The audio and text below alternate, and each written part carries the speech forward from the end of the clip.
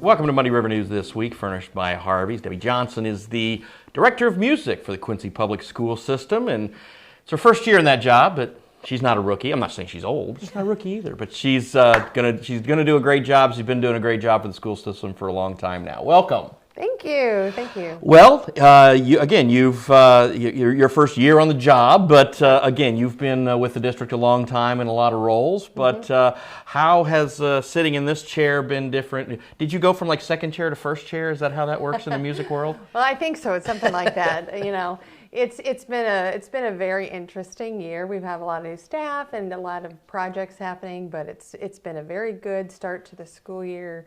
Positive things happening around. So. It's been a good start. You have had a great deal of turnover, not only if with you promoting up to backfill your position, and then a new marching band director as well. So yeah, there's been a lot of that. But again, it's I think the Quincy Public Schools music department. I'll be having children who've been through the A building, as we all call it. We all know it's one of the crowning jewels and our shining stars. So is it a thing where you've been with the school district and but it's like, okay, we've done this, we've got a good thing going, but now that I'm the director of music, well, we can tweak this and that a little bit. Yes, I really feel like that. This is my 26th year with the district. I've finished 25. I had 2 years in another school district prior, and so it's been a really good experience where I can see the history of where we've come from and then be able to put my own little spin on some things. And I told Dr. Pettit the other day, like, a lot of this year is just going to be like kind of mapping a timeline and see where things are and then tweak things as we go. And a lot of things are, like you said, really great. We've got a really strong program, and it's just really been an honor to get to. Because there are milestones, and there are things that Quincy is a big town that's very big on tradition. Yes. So there are a lot of things that are okay. We know obviously Oktoberfest coming up, then the musical, and then Vespers, and then Showcatch, all the stuff goes. But speaking of Oktoberfest, if this weather holds up until then, we're going to be in great shape. It's going to be a beautiful day. We're super excited. We've got bands from Missouri and Iowa and Illinois going to be with us. Some traditional bands are always with us, in addition to some that haven't been with us in several years, so we're excited. Going to be a great parade down Main Street at 2 o'clock on the 15th, and then the field show will start at 5. Yeah, so we're talking 2 weeks out, and are we sort of, as we all think we're past the pandemic or whatever, are we at a stage where you said having more schools back in that, or the numbers getting back up to where they used to be? That's what I feel like, and I think the band programs themselves were hit really hard with the pandemic. COVID was a really scary thing for musicians. So the fact that these groups are growing again, that their numbers are increasing again, is a really positive sign for music too. And obviously, it's one of our biggest fundraisers of the year, and so it's great to have people back and people feeling comfortable to come back and to be a part of the show. Now, we have, of course, everybody knows about the parade, but then, also a thing that I think a lot of people, unless you're a music parent, the field show's a lot of fun too. And if you get the great weather, and I tell you what, I've been at the field show where it's been raining, I've been where it's been freezing, and I've been where I've sat out there and it's absolutely beautiful. Yeah. But it's something that I think everybody ought to let you're going to enjoy the parade on a beautiful fall day. Everybody loves a parade. I like watching parades. I don't like being in parades, but that's another thing. But the field show's a lot of fun too. Yes, we'll start about 5:15, between 5 and 5:15 out there, and our Quincy High Band is going to join together with the 8th graders from junior high and have their first experience on the field, and then bands from all over going all the way till about 9 o'clock, and then Quincy High will take the field again.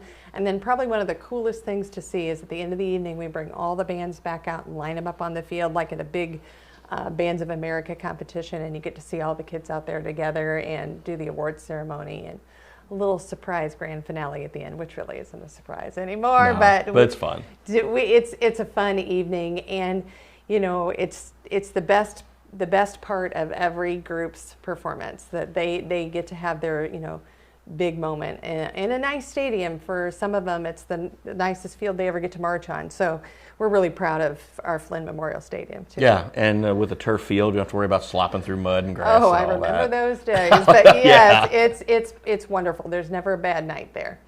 And then, like you said, there's sort of these milestones at the program, and kind of clicks along, because right after that, then you follow up with a musical, and QHS theater department doing Hairspray for the second time. Yes, we are very excited to bring Hairspray back to our theater, and the kids have been working so hard. We had over 100 students audition for the show. We had almost 50 kids apply to be on the crew for the show. And then, of course, our wonderful high school orchestra will be in the pit. So altogether, we'll probably have close to 150 students in this production in one way, shape, or another. So super excited for the show. And I was talking about my kids earlier. My son was in the first production, Yes. so it's again, I'm looking forward to seeing it again. I've always enjoyed the musical anyway, but then now that seeing one group of kids that I know, and now this last group of kids, and we're actually getting to the point where kind of the last few kids that I'm really connected with, Yes. because of my youngest son Yep. just now being out, so in over only a couple of years. So and then Vespers is just absolutely beautiful. It's the most fulfilling part of my Christmas season. I really feel like, and a lot of people start their Christmas season by attending Vespers, and we're really looking forward to sharing that spirit of Christmas with everyone again. Now, before we get to hang out for those two events, there's a little work getting done at the A Building Theater, right, in the auditorium. So we're going to have some improvements. We have a major construction project currently happening, where it's all new curtains and battens and riggings. The old curtain system no longer had any fire rating in it, so it was a necessary thing. But it's going to be a beautiful, beautiful renovation when that part is done. So we're very excited about it. We're hoping it wraps up soon, so we can really get things moving. The sets are already being built, kind of around the construction project. Sure. We have our own construction, but it's going well. Tickets will go on sale the end of October, and we're going to do online ticketing this year.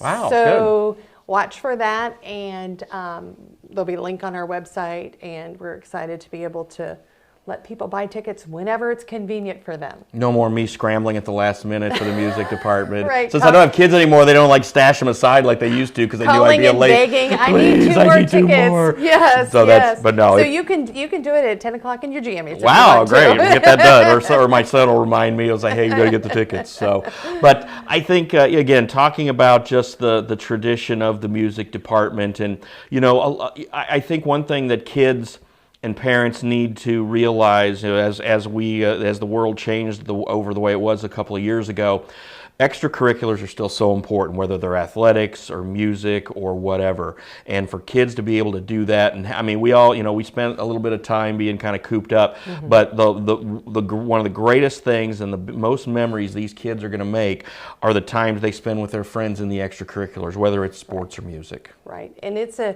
connection they'll forever have. And I always encourage our kids, when they graduate from Quincy High, find those outlets when they get to college too. Be in the band, be in the orchestra, be in the choir, get involved in a theater production, because then you'll find your home there too.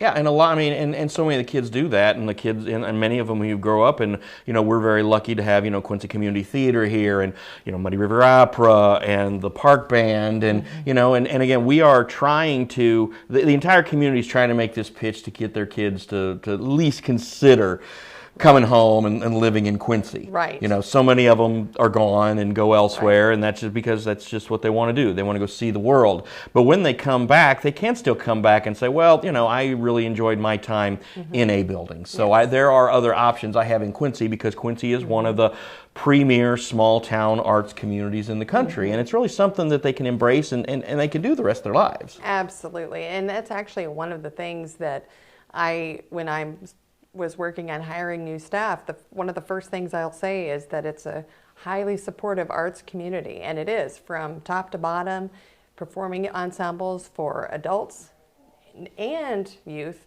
So it's something that everybody can be involved, no matter what their age is.